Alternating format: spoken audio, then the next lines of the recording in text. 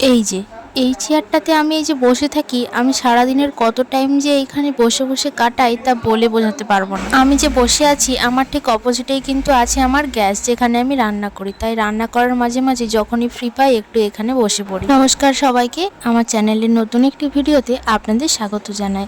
আমি দেবলীনা। আপনারা সবাই কেমন আছেন? আশা করি ভালোই আছেন। আমিও খুব ভালো আছি। রোজ রোজ আপনাদের সাথে একই সাংসারিক কাজকর্ম শেয়ার না করে কাজগুলোকে একটু উল্টে পাল্টে শেয়ার করার চেষ্টা করি। আমাদের বাড়িতেই যেহেতু আলু চাষ হয়, তাই আমাদের বাড়ির আলু অনেক কিন্তু নষ্ট হয়, শুকনো হয় বা পচে যায়, কখনো ইঁদুরে খেয়ে নেয়। বেশ কয়েকটা আলু একদম অনেক কল বেরিয়ে গিয়ে শুকিয়ে যাচ্ছিল, তাই সেগুলোর আজকে সদ্গতি করলাম। পচা আলুগুলোকে ফেলে দিয়ে এই সব কলগুলো খুঁটে দিয়ে আলুগুলো পরিষ্কার করে রাখলাম। এখন হাজব্যান্ডের ডিউটি বেরিয়ে যাওয়ার টাইম হয়ে গেছে, তাই তার জন্য শরবত মুড়ি সবকিছু রেডি করে দিচ্ছি। আমি সংসারে যেসব কাজকর্ম করি অনেকে হয়তো মনে করে যে আমি এইসব এখানে এসে শিখেছি, কিন্তু না, আমি অনেক ছোটবেলা থেকেই কিন্তু অনেক কাজকর্ম জানি। আমি ছোটবেলায় আমার দিদা দাদুর বাড়িতে থাকতাম, আর সেখান থেকেই আমার ছোট থেকে ছোটতর অনেক কিছু শিক্ষা কিন্তু অনেক ছোটবেলা থেকেই হয়েছে।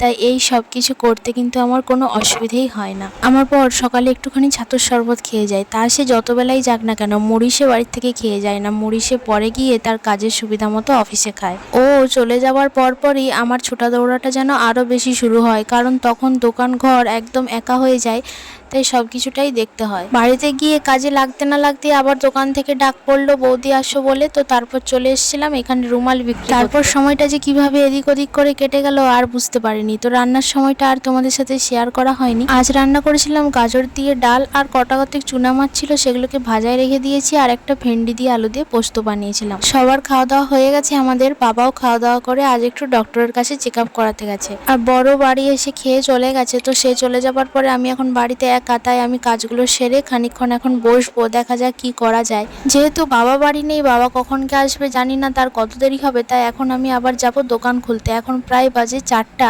তাই রেডি হয়ে নিচ্ছি। এখন বাজে 4:30, তবু বাইরে কত রোদ এখনো। ফিরে এলাম সন্ধেবেলা, এখানে আমি বাবার জন্য মুড়ি নিয়ে এসেছি। বাবা এখানে মুড়ি খাবে বলে তার জন্য শসা পেঁয়াজ চানাচুর সবকিছু দিয়ে মুড়ি নিয়ে এসেছি, আর আমিও এই দিয়েই প্রায় অনেক দিন পর আমি একটু চানাচুর খাচ্ছি। আমার খুব খেতে ইচ্ছে করছিল, তাই একটা 10 টাকার প্যাকেট কিনে এনেছি। আমার ডায়েটে সবকিছুর সঙ্গে চানাচুরটাও কিন্তু খাওয়া বারণ। আজকের ভিডিওটা এখানেই শেষ করছি।